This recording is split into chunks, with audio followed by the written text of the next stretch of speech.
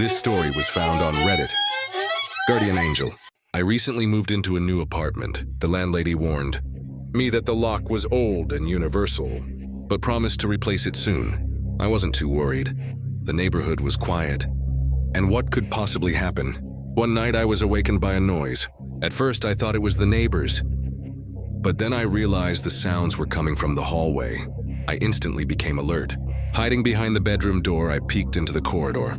A man was standing there, a stranger, looking through my things, as if he had every right to. I couldn't believe my eyes. Gathering my courage, I grabbed a pair of scissors and stepped forward so he would notice me. We locked eyes. The man froze, then slowly raised his hands and said, "Oh, this is a mistake. I thought this was my apartment. Do you have a key?" I asked. He nodded, pulled a key from his pocket and showed it to me.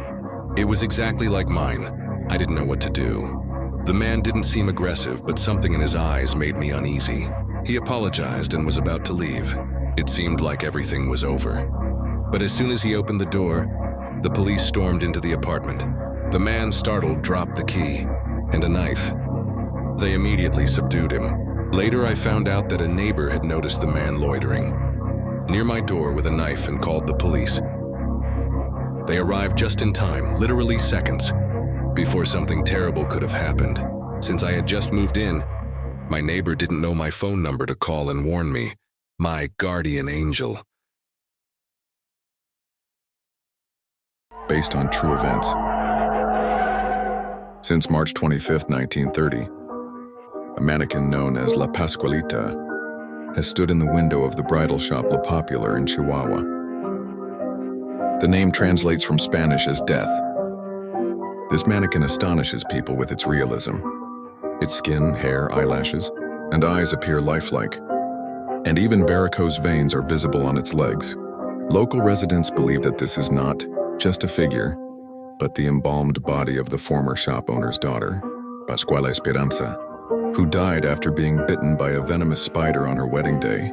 According to rumors, Pascuala, devastated by grief, decided to preserve her daughter by embalming her and displaying her in a wedding. Since then, dressed as an eternal bride. The mannequin has been dressed in new outfits, every 2 weeks behind tightly, closed curtains, and no one has seen it without a dress. Many shop employees admit that the mannequin frightens them, and one worker claims that its hands and leg veins look too realistic.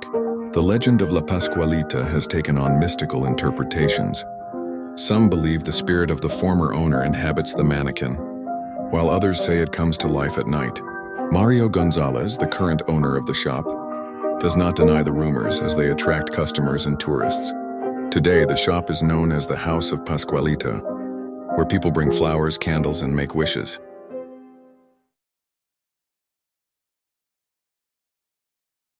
Real creepy stories.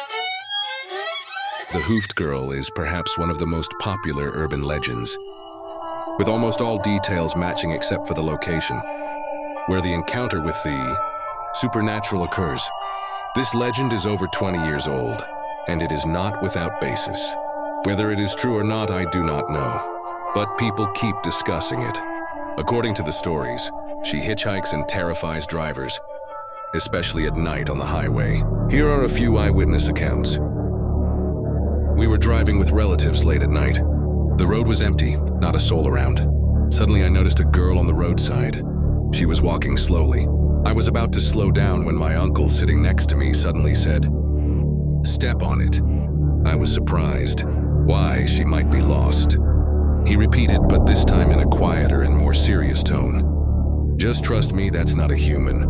I sped up. When we were at a safe distance, he asked, "Didn't you notice?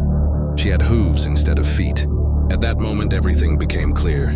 I got chills, but at the same time, I felt relieved that I wasn't driving alone. If I had been alone, I probably would have stopped. We were coming back from a picnic with my girlfriend, and it was already dark. Rain was pouring like a waterfall. A girl in a white dress was standing on the roadside, hitchhiking. Suddenly, my girlfriend, with a trembling voice, said, "Could it really be her?" I asked, "Who?" She answered briefly, "Hooves." I turned pale but kept driving. As we passed her, I noticed her eerie smile and how her dress wasn't wet despite the rain. most importantly, she had hooves instead of feet. She didn't chase us, but I will never forget that smile. My brother is a truck driver. He always says there are certain stretches of road where strange things happen. One night, he was driving through a deserted section of the highway and noticed a girl on the roadside. She was walking along the road as if looking for a ride. He slowed down and she stopped, turned toward him, and started walking slowly in his direction. But when the headlights fully illuminated her, he saw that she had hooves instead of feet. My brother floored the gas pedal and got out of there as fast as he could. A few kilometers later at the next rest stop, he told another driver about it. The man just smirked and said, "You're not the first one to see her."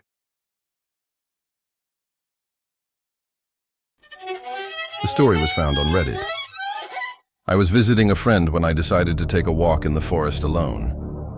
As I wandered among the trees, I came across a family. A man, a woman, and 2 children were sitting by a campfire roasting meat. They looked strange, pale faces, empty, almost dead-looking eyes. I greeted them with a nod and was about to walk past, but the man called out to me. He asked for water and said it was very hot there. At first, I invited him to the house, but he refused. I didn't think much of it and went back home, filled a container with water, and returned. But when I got back to the spot, they were gone. No people, no fire, not even a trace. I told my friend everything, and his face immediately turned pale. He said that several years ago, a family of 4 had burned alive in that forest during a picnic. What a nightmare. I had spoken with the dead. I couldn't sleep that night. I still can't get their eyes out of my head or the moment when the man spoke to me.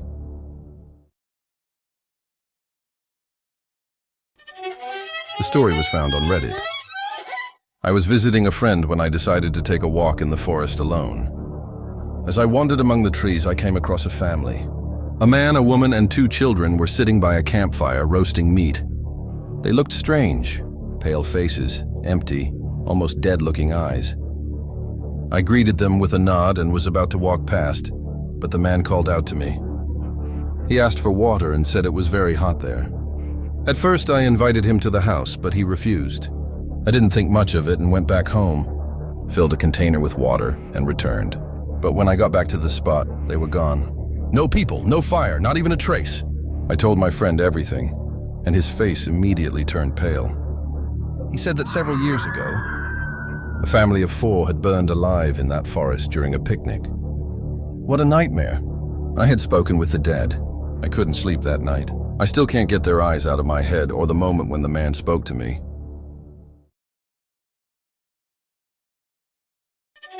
Real creepy stories. Lisa Hoffman moved into a new apartment in Freiburg in 2001. The apartment was spacious and bright, except for one strange feature, an enormous mirror on the bedroom wall. At first, it didn't seem suspicious to her, and she quickly settled into her new home. However, one night, Lisa woke up with the eerie feeling that someone was watching her. Looking around, she didn't notice anything unusual, except for the mirror. Trying to ignore it, she lay back down. But just before falling asleep, she caught a glimpse of movement in the reflection out of the corner of her eye. Convincing herself that it was just her imagination, she tried to stay calm. A few days later, she woke up in the middle of the night again, this time hearing a strange noise behind the door. Terrified, Lisa called the police. When the officers arrived and searched the apartment, they made a chilling discovery. The mirror on the wall wasn't a mirror at all. It was a window, disguised as a mirror, through which someone had been watching her. Moreover, it turned out that no one had lived in the neighboring apartment for many years. This story was found on Reddit. I am a police officer. My partner and I received a call to a quiet suburban area. The neighbors reported hearing screams from the house across the street, but they said the sounds stopped as suddenly as they had begun. Upon arrival, we were met with an eerie silence. The door was slightly ajar. As we stepped inside, we immediately caught the scent of blood. Bodies lay on the living room floor. I counted 5. Blood covered the walls and furniture, and on the glass door of a cabinet there were smudges, as if someone had desperately tried to escape. My grip on my gun tightened. We began searching the rooms. One of the bodies, a young woman, lay in an unnatural position. her head turned toward me. At first, I thought it was just a trick of the light, but it seemed like her eyes were following me. I looked away, but the feeling didn't go away. My partner called me from another room, and I started toward him when a terrifying rustling sound broke the silence. Turning back, I saw the dead woman slowly rising to her feet. "Hey, get down on the ground!" I shouted, aiming my weapon, but she kept moving toward me. I repeated the command, but it was useless. My partner rushed into the room upon hearing my yell and opened fire. She collapsed, and only then did I notice it was a man. He had smeared himself with blood and glued his hair in place to appear like a woman. He survived. During the interrogation, we learned that this man had been a patient of a psychotherapist who lived in that house. He had fallen in love with her. When she rejected him, he went on a rampage. The other victims were her family and friends. But the most chilling part? He had deliberately played dead to catch us off guard. Even now, when I remember his eyes staring at me, a shiver runs down my spine. Based on a true story. In the summer of 1284, the small town of Hamelin, near Hanover, was overrun by rats, bringing disease and despair. The townspeople lost all hope until a mysterious man arrived. He claimed he could rid Hamelin of the rats in exchange for a fee. Desperate for relief, the townspeople eagerly agreed, promising to pay him 100 ducats. The man, known as the Pied Piper, took out his flute and began to play. The melody was so mesmerizing that rats poured out of every corner of the town. As he walked, the rodents followed, completely under his spell.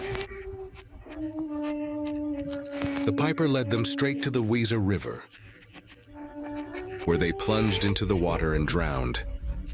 The people of Hamelin rejoiced, but when it came time to pay, they refused. The piper never received his promised reward and was thrown out of town. Furious, he vowed revenge. One day, while the adults were at church, the piper returned. This time, he played a tune meant not for rats, but for children. Enchanted by the music, the children followed him, and they were never seen again.